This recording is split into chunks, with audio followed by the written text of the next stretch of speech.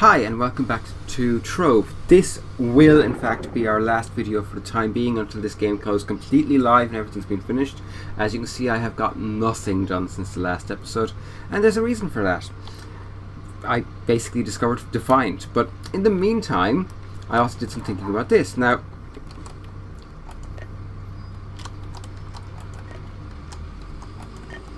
I'm just going to put these down very quickly and we're going to go through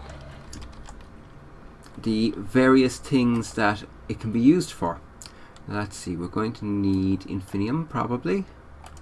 We're probably going to need just about everything in here, to be honest, but anyway, yes, this is a good example of something that I can work with and show you how all of this works. Golden Soul, I don't know if that's usable, but we'll see. I'm probably going to need Warp Seeds and Shapestone. I have Shadow Diamonds. Hopefully I'll have the materials I need to hand for this. So to start with, we'll look at the workbench. Come on, load up. It's a new computer and this has never been loaded in here before. So as you can see, we have recipes, and these are everything. I mean, they're decorative blocks, they're construction blocks, things like that. And that's what the workshop is primarily used for. You have, or the workbench is primarily used for. I mean, here you have things from the Undead Hills, Feywilds, Neon City. I have a few of these.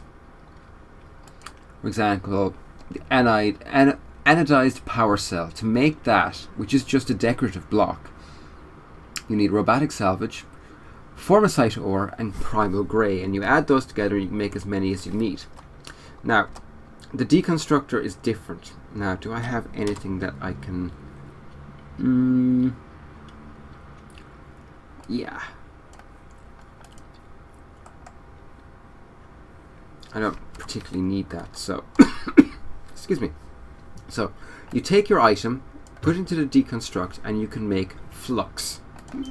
And as you can see, now I have 11 flux. And flux is important. Flux is used in the advanced forge to upgrade. Now here's the thing. You have upgrading, which uses flux. You have adding a new stat, which uses a Pearl of Wisdom. I've yet to find one of these. You can down level, reducing the level requirement by using a Twinkling Tome. Or you can upgrade the rarity, which means literally you could go from a blue to a purple by using a Perfect Prism. Now I don't have any of those three, but I do have flux. So we need 5 flux to do the first upgrade. And as you can see, this has not been upgraded. So we have a Rubicund Ray Gun, which is going to be usable for my Hunter. I think it's called a Hunter. And as you can see, at the first upgrade, we get a +2 to magical damage to +8, and nothing to energy regeneration. So we upgrade this and boom. Close this, and as you can see, we have improved our weapon. Finally, we have the ring crafting bench. Now, for these, you need flux, primordial flame, and shapestone. I don't have any primordial flame left, and I don't think I have. I don't know if I have enough flux either. Do I have any primordial flame? I do have 6. Okay. Do I have any diamonds? I do not. Oh, hang on. I have shadow diamonds, but they're too high level. So, I don't have enough materials, but if I had enough materials, I could use 35 flux with 1 primordial flame and 1 shapestone to make 5 diamonds. And these are then used with shapestone to make a ring box. And when you throw the ring box onto the floor, you get a new ring which has random abilities. Now, I'm working my way towards this. I will get back to this next week. But for now, that is the essence of how the crafting system works in this game. It's not a crafting system per se. It's more of a... it's more a way of upgrading and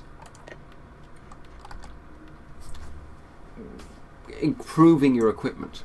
Now, as you can see, I have a gunslinger. That's the name as well. So if I go tab and I go B and I go character, this is probably going to be too high a level. As you can see, I've only got a level 2, but the weapon I'm using is a brass blowgun, which is 34 magic damage in 1 movement, versus 68 magic damage, which has been upgraded as denoted by the star to the right, plus 36 energy regeneration. So it's all about getting better and better gear.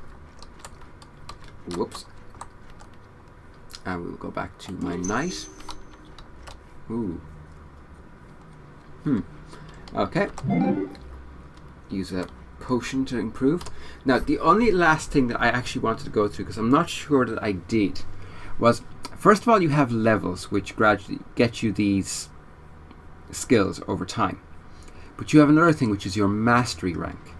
And your mastery rank is a combination of kind of experience, and it gives you different rewards depending on how good you've become with a given character.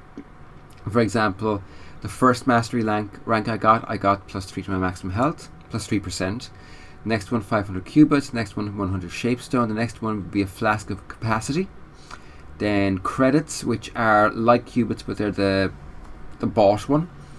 Then you have plus 3% of damage, 500 cubits, 200 rainbow block plants, whatever that is, more credits, and so on. And it goes on and on and on. I mean, tops out at level 70 and it's not even there yet. So you have things like an infinity frame, another 100 credits, and if you save up these credits you can use them to get quite good things. Plus 20% to crafting speed, like at level 59. That's great. Lasermancy, which I presume is an improvement to, oh, who knows, really, who knows. So in essence, there you have Trove in a nutshell. Over the last 4 episodes we've shown that it is an action adventure role-playing game minus the quest lines at the moment. To my knowledge there are going to be quests, but I'm not 100% certain on that. There is a limited form of crafting, though when I say limited, as you can see from some of the things other people have created, it's not that limited. I mean, it's really limited by your imagination and your capabilities. It has multiple levels of gameplay, as denoted by the different world portals. Excuse me. It has a somewhat limited crafting system, which allows you to both craft items, destroy items, build blocks for building with, and of course convert blocks between types. You have multiple classes which do not require you to have a separate account, and there are little quality of life skills that people don't necessarily realize, like this one. Doesn't look like it's great, does it? Except that it's a very quick, quite easy way of gathering materials, because while it doesn't work great on this, if you go to an ice biome and you hit one of the ice pinnacle spikes that are around the place, they shatter almost immediately and you get a lot of blue blocks which are easily primal blue, which are easily converted over to any other primal color.